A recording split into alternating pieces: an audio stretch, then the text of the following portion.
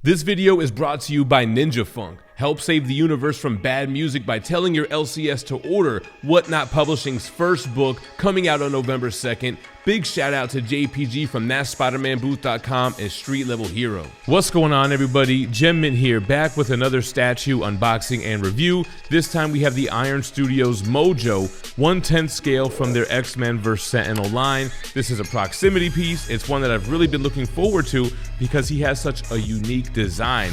A very cool villain that first appeared in Longshot number 3 back in November of 1985. He was created by Ann Nocenti and Arthur Adams, and he is the ruler of the Mojoverse. He has like this big television network type of thing. Most of us remember him from the X-Men animated series, but he would essentially put on these gladiator games and entrap and enslave people into his Mojoverse for ratings. With that being said, we'll take the styrofoam out of the box. We'll put it on the floor here. It's like the size of a premium format box. Removing the lid, we can see all the pieces inside. Let's take off that tissue paper. And there we go. We got a lot going on. So let's start with taking a look at some of the little spider legs of his. Great weathering on here. It's got like this metallic shine, but it also has some rusting around the joints. So that looks cool. Here's the two smaller front ones. Very creepy, like they're gonna get you. Then we have some more larger spider legs. These metallic legs help him move around. He has no legs, super creepy. And then he has some turret machine guns that'll go on his back over his shoulders.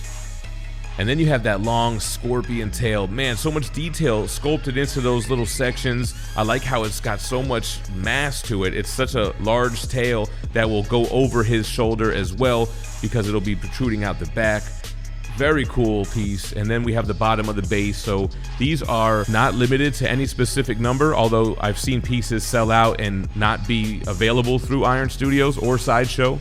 Here's the top of the base, very similar to the other proximity bases, and then Mojo himself. So like I said, no legs, big blob stomach, and then that crazy face. I love how his eyes are always forced open because his whole thing is being a producer of these television shows. That paint job is disgusting, the perfect like booger look. Then he's got all this cybernetics going from his head to his back, the folds of his fat. Man, what a creepy guy. So base is on the table. We're gonna put Mojo on here first. So that'll key in right there. Then we'll start with the legs. So there is an instruction manual here that kind of tells you which one to do first.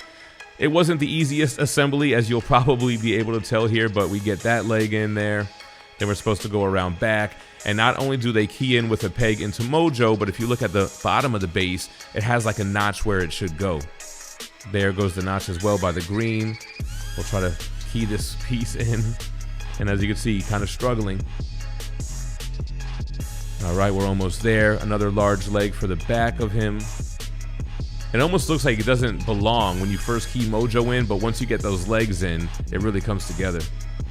Then those two small ones, like I mentioned, those creepy little spider legs or hands. So he's got the one, and then the second one here to his right. He's got that big belly poking out. All right, so I think that's all the legs, right? Let's go ahead and get those turrets on there, those machine guns.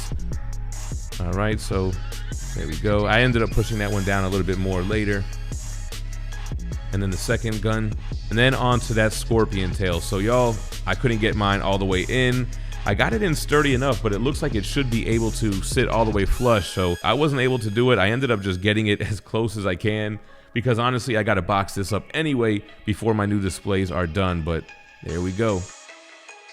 Now this guy retails $315. You could buy it through Sideshow. You could get it through Iron Studios as well. Like I said, there's no edition size on this. Now, even though it's a 1/10 scale, it still stands about 10.2 inches tall. It's about 10.6 inches in width and about the same in depth, and it weighs 7 pounds. Like I said, this piece was highly anticipated, and I think they delivered. He is creepy. He's got an amazing design with those spider legs, this scorpion tail, how that's all metallic and cybernetic, and he is this disgusting yellowish greenish slug almost.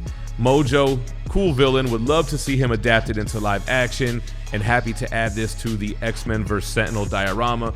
Again, everything's boxed up until we get the new shelving, but as soon as that's done, and believe me, you guys will follow along in the process, we'll get this displayed with all the other proximity pieces. But for now, I'll leave you with Mojo spinning here. Appreciate you guys watching. Stay minty fresh. Peace.